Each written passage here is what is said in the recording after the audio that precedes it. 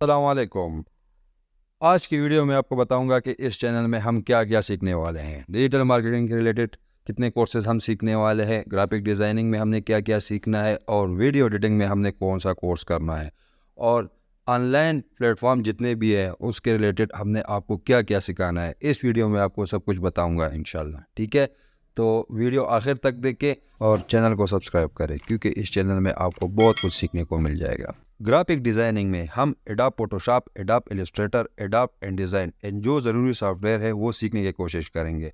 और digital marketing में हम Facebook ad, YouTube, Instagram add, Twitter add, TikTok, Telegram, LinkedIn and Google add के through कैसे आप अपने यूट्यूब चैनल को प्रमोट कर सकते हैं और अपने वेबसाइट को प्रमोट कर सकते हैं, और कैसे आप फ्रीलांसिंग के थ्रू अपने स्किल्स को पूरी दुनिया में बेच सकते हैं।